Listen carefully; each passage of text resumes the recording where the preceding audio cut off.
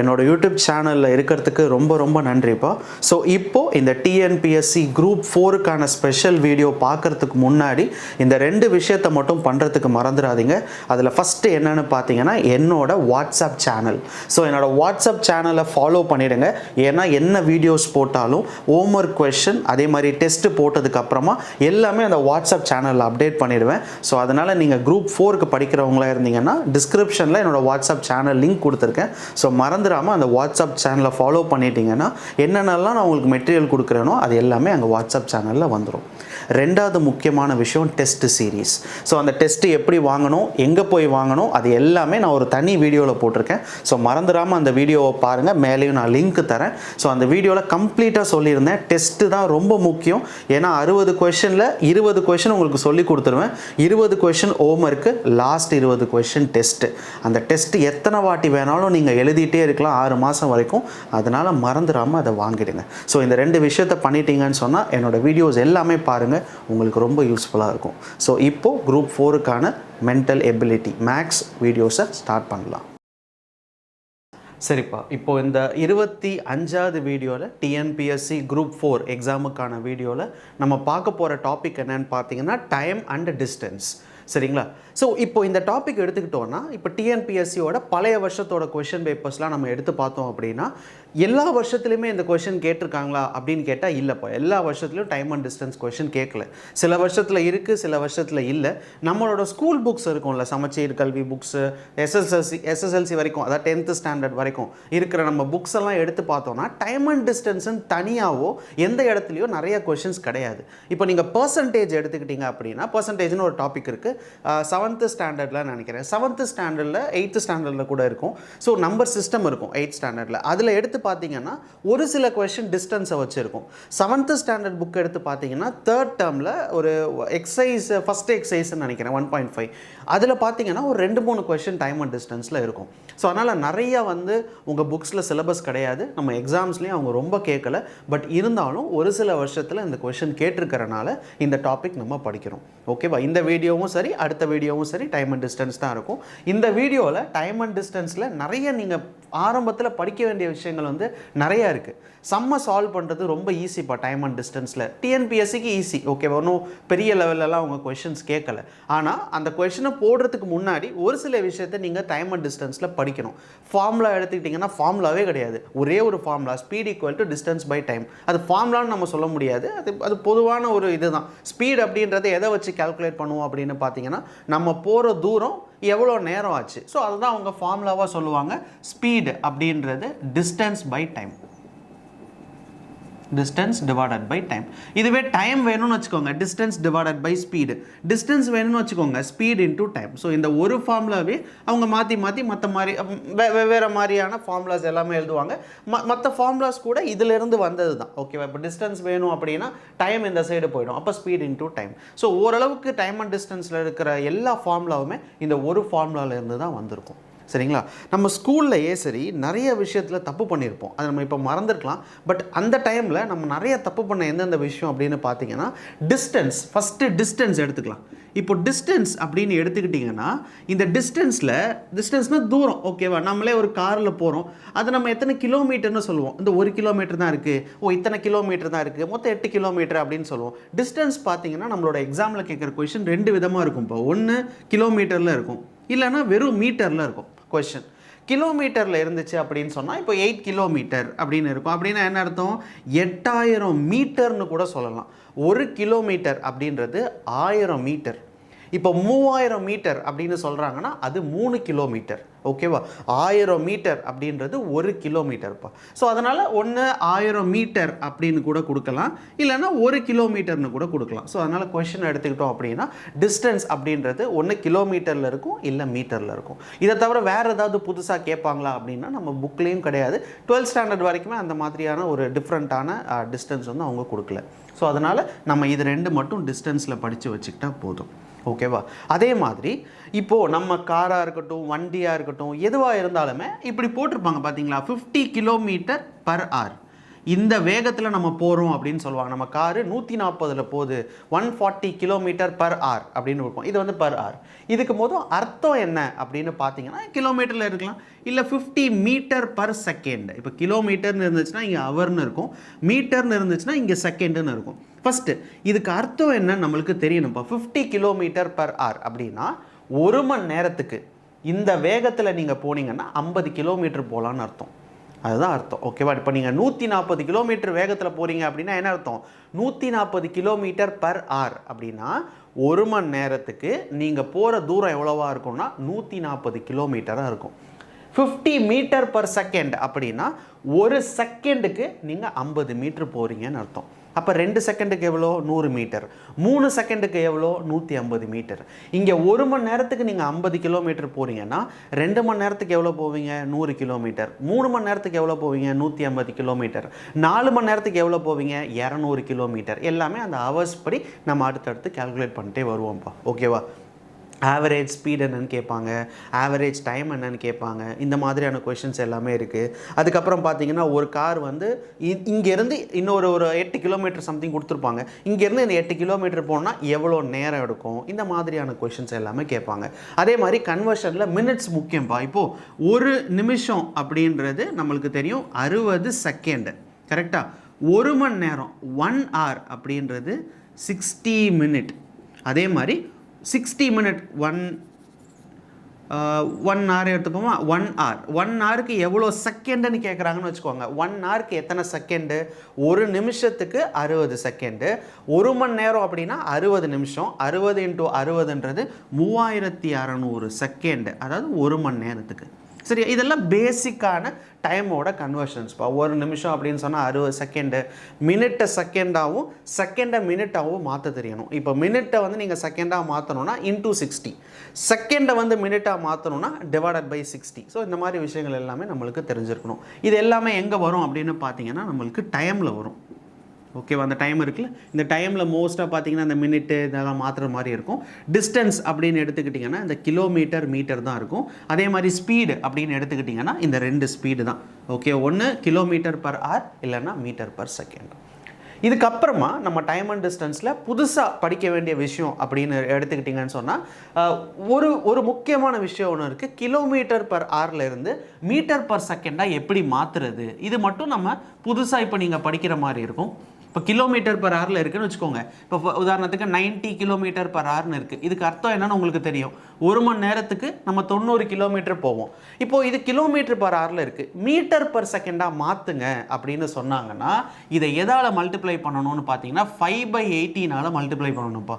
என்ன நம்பர் கொடுத்துருக்காங்களோ அதை 5/18 மல்டிப்ளை பண்ணணும். கிலோமீட்டரில் இருந்து மீட்டர் பர் செகண்டாக மாற்றணும்னா 5/18, மீட்டர் பர் செகண்ட்லேருந்து கிலோமீட்டர் பர் ஹவராக மாற்றணும்னா 18/5. நம்ம மல்டிப்ளை பண்ணோம், அவ்வளோதான். ஸோ இது மட்டும்தான் பேசிக். இப்போ நம்ம புதுசாக படிக்கிற மாதிரி இருக்கும். இப்போ பாருங்களேன், 90 கிலோமீட்டர் பர் ஹவர்னு இருக்குது. இதை மீட்டர் பர் செகண்டாக மாற்றி சொல்லுங்கள் அப்படின்னு கேட்டாங்கன்னா 90 எப்போதும் போல் போட்டுருங்க, இன்ட்டு 5/18. 118 சார் 18, 5 டைம்ஸு, அப்போ 25 மீட்டர் பர் செகண்ட். ஓகேவா? மாறிடுச்சா? என்ன சொல்கிறேன்னு புரியுதாப்பா? ஸோ கிலோமீட்டர் பர் ஹவர்லேருந்து மீட்டர் பர் செகண்டாக மாற்றணும்னா அவங்க கொடுத்துருக்கிற அந்த நம்பரை 5/18 மல்டிப்ளை பண்ணிடுங்க.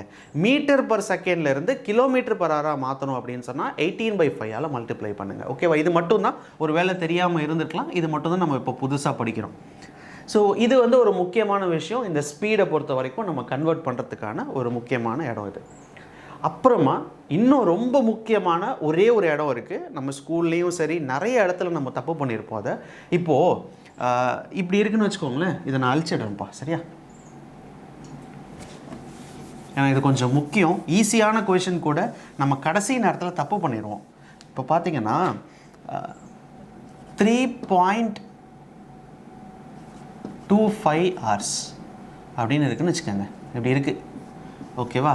இப்படி கொடுத்துருக்காங்க அப்படின்னா இது வந்து 3.25 ஹவர்ஸ்ன்னு இருக்குது. இதை எப்படி ஹவர்ஸ்லையும் மினிட்லேயும் சொல்லுவீங்க? இப்போ வெறும் ஹவர்ஸ் தான் இங்கே கொடுத்துருக்காங்க. நம்ம என்ன இதை தப்பாக புரிஞ்சுப்போம் அப்படின்னா, நிறைய பேர் இதை எப்படி புரிஞ்சுப்பாங்கன்னா 3 மணி நேரம் 25 நிமிஷம்னு புரிஞ்சுப்பாங்க. இது கரெக்டாப்பா இப்படி கொடுத்துருந்தாங்கன்னா நீங்கள் புரிஞ்சுக்கிட்டது கரெக்டாக. நிறைய பேர் புரிஞ்சுருக்கலாம் 3.25 hours அப்படின்னா 3 மணி நேரம் 15 ஆமாப்பா, இப்படி தான் இருக்கும்னு நினைக்கிறேன். கரெக்ட். 3 மணி நேரம் 25 நிமிஷம் அப்படின்னு புரிஞ்சுப்பாங்க. ஆனால் அது ஆன்சர் கிடையாது. இதோட ஆன்சர் என்ன அப்படின்னு பார்த்தீங்கன்னா 25ன்னு இருக்குல்ல, 25ன்னு இருந்துச்சு அப்படின்னு சொன்னால் இங்கே பாருங்களேன், உங்களுக்கு கிளாக் வரைஞ்சி காட்டுறேன். 0 இருக்கும் கிளாக்கை பொறுத்த வரைக்கும். இங்கே 15 நிமிஷம் 30 நிமிஷம் அப்படி இருக்கும். பட் ஆனால் இந்த மாதிரியான 0.5ல் கொடுக்கும்போது நீங்கள் ரொம்ப கேர்ஃபுல்லாக இருக்கணும். இது 25, இது பார்த்தீங்கன்னா 50, இது 75, இது 100பா. ஓகேவா? இப்போது 3.25 hours அப்படின்னு சொன்னால் அதுக்கு அர்த்தம் என்னன்னு பார்த்தீங்கன்னா 3 மணி நேரம் 15 நிமிஷம்னு அர்த்தம். நான் சொல்கிறது புரியுதுங்களா எப்படி போட்டிருக்கேன்னு? இதுதான்ப்பா நம்மளோட ஆக்சுவல் கிளாக். 0 இருக்கும், 15 மினிட்ஸு, 30 மினிட்ஸு, 45 மினிட்ஸ். இதுதான் நம்மளோட கிளாக்கு. கரெக்டாக நம்ம வாட்சில் இப்படி தான் இருக்கும். ஆனால் இந்த மாதிரி வெறும் ஹவர்ஸில் கொடுத்துட்டு அதை வந்து ஹவர்ஸ்லேயும் மினிட்ஸ்லேயும் மாற்றணும் அப்படின்னு சொன்னால் நீங்கள் பாட்டுக்கு அப்படியே எடுத்து எழுதிடாதீங்க, அது தப்பு. இப்போ உதாரணத்துக்கு இப்படி இருக்குன்னு வச்சுக்கோங்க, 4.50 hours அப்படின்னு இருக்குது. ஓகேவா? ஸோ 4.50 hours அப்படின்னு இருக்குது.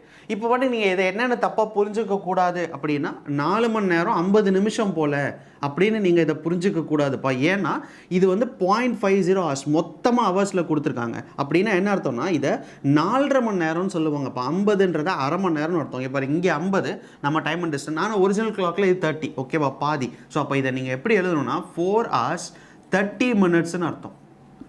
ஓகேவா? 4.5 மணி நேரம்ப்பா. இப்போ 4 நீங்கள் தமிழில் சொல்லி பார்த்தீங்கன்னா ஈஸி. 4.50ன்னு இருக்குல்ல, அதை நீங்கள் 4 மணி நேரம் 50 நிமிஷம் கிடையாது, 4.5 மணி நேரம்னு சொல்லுவோம். அப்படி தான் வந்து டைம் அண்ட் டிஸ்டன்ஸில் நிறையா சொல்லுவாங்க.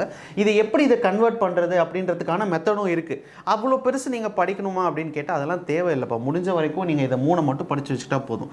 25னா 15 நிமிஷம், 50 அப்படின்னா அரை மணி நேரம், 75 அப்படின்னா 3/4 மணி நேரம்னு அர்த்தம், 45 மினிட்ஸ்ன்னு அர்த்தம். ஓகேவா? ஸோ நீங்கள் இதை மட்டும் தெரிஞ்சுக்கிட்டா போதும். ஏன்னா இதெல்லாமே இதுவும் தான் நம்ம புதுசாக இங்கே படிக்கிற மாதிரி இருக்கும். மற்றது எல்லாமே நம்மளுக்கு ஓரளவுக்கு தெரிஞ்சிருக்கும். இந்த டைமை மாற்றுறது, அப்புறம் இந்த டிஸ்டன்ஸ் 2 கேட்பாங்க, அப்புறம் இந்த ஸ்பீடு எப்படி கால்குலேட் பண்ணுறது, இது எல்லாமே நம்மளுக்கு தெரியும். பட் இந்த வீடியோவில் நம்ம புதுசாக படித்தது அப்படின்னு சொன்னால் அந்த கன்வர்ஷன், கிலோமீட்டர்லேருந்து மீட்டராக மாற்றணும்னா எதால் மல்டிப்ளை பண்ணணும், மீட்டர்லேருந்து கிலோமீட்டருக்கு எதால் மல்டிப்ளை பண்ணணும், அது வந்து ரொம்ப முக்கியம். அடுத்து ரெண்டாவது என்னென்னு பார்த்தீங்கன்னா இந்த ஹவர்ஸ் கன்வர்ஷன். ஸோ இது எல்லாமே நீங்கள் தெரிஞ்சிருக்கணும். சரிங்களா? ஸோ இது வந்து ரொம்ப சின்ன வீடியோ தான்ப்பா. ரொம்ப நான் எதுவுமே பெருசாக சொல்லிக் கொடுக்கல. அடுத்தடுத்த வீடியோவில் நான் சொல்லித்தரேன் உங்களுக்கு. ஒருவேளை உங்களுக்கு டைம் இருக்குது, நான் இன்னும் கொஞ்சம் அதிகமாக படிக்கிறேன் டைம் அண்ட் டிஸ்டன்ஸில் அப்படின்னு நினச்சிங்கன்னா நம்மளோட தமிழ் சேனல்லே பிளேலிஸ்ட்டில் போயிட்டு டைம் அண்ட் டிஸ்டன்ஸும் தேடுங்க. மொத்தம் 4 வீடியோ போட்டிருப்பேன். ஓகேவா? டைம் அண்ட் டிஸ்டன்ஸில் மட்டுமே 4 வீடியோ இருக்கும். அந்த 4 வீடியோவும் நீங்கள் படிக்கிற நல்லா நான் குரூப் 1க்கும் படிக்கிறேன், எல்லாத்துக்குமே படிக்கிறேன்னா நீங்கள் தாராளமாக இந்த 4 வீடியோ மொத்தமாகவே பார்க்கலாம். இல்லை நான் குரூப் 4க்கு மட்டும்தான் படிக்கிறேன் அப்படின்னு சொன்னால் நீங்கள் அந்த 4 வீடியோவில் மொதல் 2 வீடியோ வேணால் பார்க்கலாம். அதுக்கு மேலே இருக்கிறலாம் தேவைப்படாதுப்பா. உங்களுக்கு அந்த லெவலுக்கான கொஷின் கிடையாது. அதனால் ஃபஸ்ட்டு வீடியோவும் செகண்ட் வீடியோவும் மட்டும் நீங்கள் பார்த்துக்கிட்டா போதும். ரைட்? சரி, இப்போ அடுத்த வீடியோவிலேருந்து நம்ம கொஷின்ஸ் எல்லாமே போட ஆரம்பிக்கலாம் இந்த டைம் அண்ட் டிஸ்டன்ஸில். இப்போது நம்ம படித்தது இந்த 25வது வீடியோவில் நம்ம படித்தது என்னென்னு பார்த்தீங்கன்னா டைம் அண்ட் டிஸ்டன்ஸை பொறுத்த வரைக்கும் ஒரே ஒரு formula, speed equal to distance by time. அந்த ஒரு ஃபார்முலா தான். ஸோ அந்த ஃபார்முலாவில் ஃபஸ்ட்டு டிஸ்டன்ஸ் அப்படின்னு நம்ம எடுத்துக்கிட்டோம்னா 2 கேட்கலாம். ஒன்று கிலோமீட்டரில் கேட்கலாம், இல்லைனா மீட்டரில் கேட்கலாம். So kilometre to metre, metre to kilometre மாற்ற தெரியணும். அது ரொம்ப ஈஸி. ஒரு கிலோமீட்டர்ன்றது 1000 மீட்டர். ஸோ அது பிரச்சனை கிடையாது. அடுத்தது ஸ்பீட் அப்படின்னு எடுத்துக்கிட்டிங்கன்னா கிலோமீட்டர் பர் ஹவரில் இருக்கும், இல்லைனா மீட்டர் பர் செகண்டில் இருக்கும். ஸோ 50 கிலோமீட்டர் பர் ஹவர் அப்படின்னா என்ன அர்த்தம்னு உங்களுக்கு புரியணும். 1 மணி நேரத்துக்கு 50 கிலோமீட்டர் போகலான்னு அர்த்தம். இதுவே நீங்கள் 70 கிலோமீட்டர் பர் ஹவர் வேகத்தில் போகிறீங்க அப்படின்னா 1 மணி நேரத்துக்கு நீங்கள் 70 கிலோமீட்டர் போகலான்னு அர்த்தம். இதுவே மீட்டர் பர் செகண்ட் அப்படின்னு இருந்துச்சுன்னா ஒரு செகண்டுக்கு இத்தனை மீட்டர். ஸோ கிலோமீட்டர்லேருந்து மீட்டர் எப்படி மாற்றுறது, மீட்டர்லேருந்து கிலோமீட்டரை எப்படி மாற்றுறதுன்றதை எதால் மல்டிப்ளை பண்ணணும்னு நான் சொல்லி கொடுத்துருக்கேன். ஸோ இது நம்ம இப்போ புதுசாக படித்தது. அதுக்கப்புறம் டைம் எடுத்துக்கிட்டிங்கன்னு சொன்னால் டைமை பொறுத்த வரைக்கும் மினிட்டு, செகண்டு, ஹவர்ஸ் இது எல்லாமே நம்மளுக்கு தெரியும்ப்பா. ஒரு நிமிஷம்ன்றது 60 செகண்டு, 1 மணி நேரம்ன்றது 60 நிமிஷம். 1 மணி நேரத்துக்கு எத்தனை செகண்டுன்னா 1 மணி நேரத்துக்கு 60 நிமிஷம், ஒரு நிமிஷத்துக்கும் 60 செகண்டு. So 60 × 60ன்றது 3600 second. இது எல்லாமே நம்மளுக்கு தெரியும். அதுக்கப்புறம் கடைசியாக நம்ம படித்தது இது கொஞ்சம் ரொம்ப முக்கியம். இது ஏன்னா இந்த அவங்களே கொஷனில் இப்போது 4 மணி நேரம் 30 நிமிஷம் அப்படின்னு கொடுத்துருந்தாங்கன்னா நம்மளுக்கு பிரச்சனை இல்லை, கரெக்டாக போட்டுடலாம். இந்த மாதிரி கொடுக்கும்போது தான் நம்ம தப்பு பண்ணிடுவோம். 4.50 hours அப்படின்னு கொடுக்கும்போது நம்ம 4 மணி நேரம் 50 நிமிஷம்னு நினச்சிப்போம். ஆனால் அது கிடையாது, 4.5 மணி நேரம்னு அர்த்தம். ஸோ எந்த இடத்துல நீங்கள் அந்த பாயிண்ட் வச்சு கொடுத்துருந்தாங்கன்னா நீங்கள் பண்ண வேண்டியது என்னென்னா அதை மட்டும் மறந்துடாதீங்க. 15 மினிட்ஸ் அப்படின்னா இங்கே 25ன்னு அர்த்தம். அங்கே 30 மினிட்ஸ் நம்மளோட வாட்சில் அப்படின்னா இங்கே 15 அர்த்தம், பாதி. அங்கே வந்து 45 அப்படின்னா இங்கே 3/4, 75ன்னு அர்த்தம். ஸோ அதை மட்டும் மறந்துடாதீங்க. சில பேர் கேட்பாங்க, இப்போ நடுவில் வந்துச்சுன்னா என்ன பண்ணுவீங்க, இந்த இடத்துல நடுவில் ஏதாவது கேட்டாங்கன்னா என்ன பண்ணுவீங்க அப்படின்னு கேட்பாங்க. அதுக்கு தான் டிவிஷன் கன்வர்ஷன்ஸ் எல்லாமே இருக்குது. வேணும்னா அடுத்த வீடியோவில் நான் சொல்லி தந்துடுறேன். பட் இருந்தாலும் உங்களுக்கு அது தேவை கிடையாதுப்பா, ஓகேவா? பட் பரவாயில்ல, நான் அதுவும் சொல்லி கொடுத்துட்றேன். அது 4 வீடியோ இருக்குல்ல, இந்த வீடியோவில் பார்த்தீங்கன்னா தனியாகவே உங்களுக்கு நான் சொல்லி கொடுத்துருப்பேன் கொஷின்ஸ் எல்லாமே போடும்போது. ஸோ அதனால் வேணும்னாலும் நீங்கள் அதை பார்த்து வச்சுக்கோங்க, ஓகேவா? ஸோ போதும்ப்பா, இதுவே போதும் டைம் அண்ட் டிஸ்டன்ஸில். நம்ம அடுத்த வீடியோவில் நம்ம கொஞ்சம் கொஷின் உங்கள் டிஎன்பிஎஸ்சி குரூப் 4 என்ன லெவலில் இருக்கோ அந்த லெவலுக்கான கொஷின்ஸ் எல்லாமே நம்ம கொஞ்சம் போடலாம். ஸோ வீடியோ பார்த்ததுக்கு ரொம்ப நன்றிப்பா. மறந்துடாமல் நீங்கள் பண்ண வேண்டியது, ஃபுல்லாகவே என்னோடய சேனல்ஸில் அத்தனை வீடியோஸுமே இருக்கும். பார்த்துட்டு நீங்கள் உங்கள் புக்கை எடுத்து ரெகுலராக போட்டு பார்க்கணும். டெஸ்ட்டு கொடுக்குறோம், டெய்லி டெஸ்ட்டு கொடுக்குறோம், எல்லாமே கொடுத்துட்ருக்கோம். கரெக்டாக நீங்கள் அன்னன்னைக்கு எழுதிட்டு பொறுமையாக உட்காந்து புக் எடுத்து படிச்சிங்கன்னு சொன்னால் இந்த மாதிரி எக்ஸாம்ஸை உங்களால் ஈஸியாக கிளியர் பண்ண முடியும். சரியா? ரொம்ப நன்றிப்பா இந்த வீடியோவை பார்த்ததுக்கு. எப்போதும் சொல்கிறதா, முடிஞ்ச வரைக்கும் உங்கள் ஃப்ரெண்ட்ஸோடு சேர்ந்து உட்காந்து படிக்க பாருங்கள். அப்போ தான் இந்த மாதிரியான எக்ஸாம்ஸ்லாம் ஈஸியாக கிளியர் பண்ண முடியும். ஸோ ரொம்ப நன்றிப்பா வீடியோ பார்த்ததுக்கு. பாய்.